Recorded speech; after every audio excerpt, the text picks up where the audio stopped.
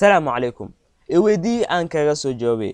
waa program cusub ee bilowday shabakada Asad Groups blogspot.com taasi u talagashay dhammaan ardayda shabakada ku xiran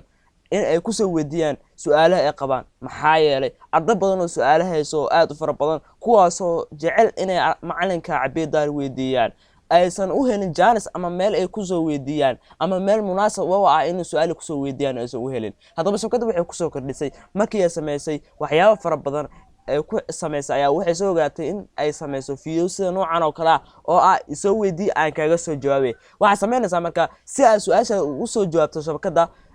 si soo socda ay sameyn doontaa marka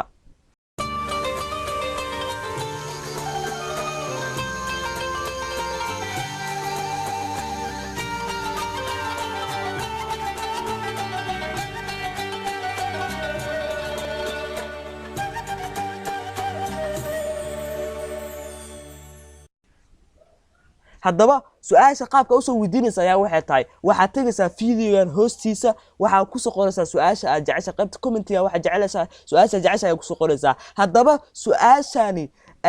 waxay noqon kartaa su'aalo nooc walba su'aalo teknolojiyada su'aalo oo nooc walba oo teknolojiya ku saabsan ay soo weydiin kartaa waxay soo weydiin kartaa wax ku saabsan information nolosheeda ay soo weydii kartaa maadaama aan ahay xubin ka tirsan shabakada way soo weydii kartaa iyo qaabka shabakada ku aasamtay waxyaabo badan ay su'aalooyin aad u fara badan ay soo weydii kartaa video hoostiisa ay soo weydii kartaa haddaba waxay soo weydiinaysaa qaabkee marka su'aalaha loo kala xulnaa waxa laga yaabaa 100 su'aal 10 su'aal in la soo weydiiyo su'aasha video hoostiisa lagu soo weydiiyo macalinka haddaba su'aalaha u kala xulnaa ama video uu soo hormarayo waa maxay su'aasha ba soo hormari karto waxa uu soo hormarayo su'aasha waxa sameynaysan marka qaybta comment-iga aadaysan waxa akhrinaysan su'aalooyinka in ay akhrisanaysan dad soo weydiiyay shabakada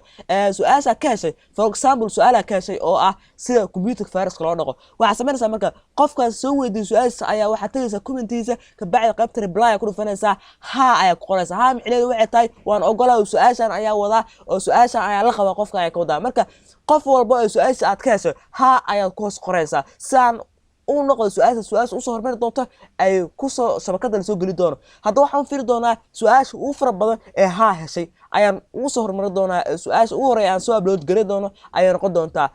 adiga su'aasha qaybta halkaas ay ku soo weydiin doontaa waa maasantii in ay elefantin aan u malaynaya waa maasantii dawdiya haddii aad ka heshay video like dhaha subscribe ku samee channelka waa maasantiin ha iloobina in su'aalihiina maanta ay soo weydiin doontaan wabillahi tawfiiq wasalaamu calaykum waraxmatullaahi tacaala wabarakaatuh